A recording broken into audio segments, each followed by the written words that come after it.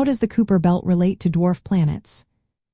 Imagine a vast, icy ring stretching beyond the planets we see in the night sky.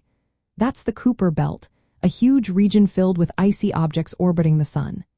It starts just beyond Neptune, about 30 astronomical units from the Sun, and extends out to around 50 astronomical units.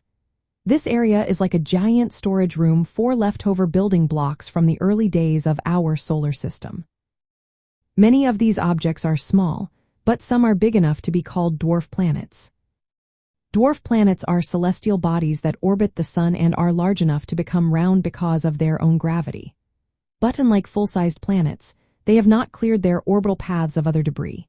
In the Kuiper belt, you find some of the most famous dwarf planets, including Pluto, Eris, Haumea, and Makemake. Pluto, once considered the ninth planet, was reclassified as a dwarf planet in 2006 because it shares its neighborhood with many other objects.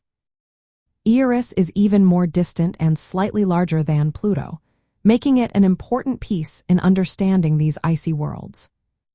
The relationship between the Kuiper belt and dwarf planets is very close.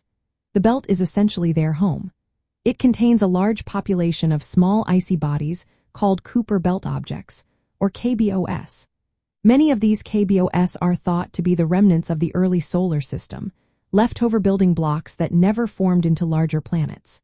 Some of these objects are large enough to be considered dwarf planets because they are rounded by their own gravity. Some dwarf planets in the Kuiper belt have moons or are part of binary systems, where two objects orbit each other. Pluto and its moon Charon are a perfect example. Their gravitational dance shows how complex and interesting these distant worlds can be. Studying the Kuiper belt helps scientists learn about how our solar system formed and how these icy bodies behave over time. Space missions like NASA's New Horizons have given us close-up images of Pluto and other Kuiper belt objects. These missions show us that dwarf planets in this region are not just small, icy spheres but have diverse shapes, surfaces, and even atmospheres. Understanding the Kuiper belt and its dwarf planets helps us see how our solar system is connected to the wider universe. It also sparks curiosity about what other icy worlds might be waiting to be discovered beyond the Kuiper belt.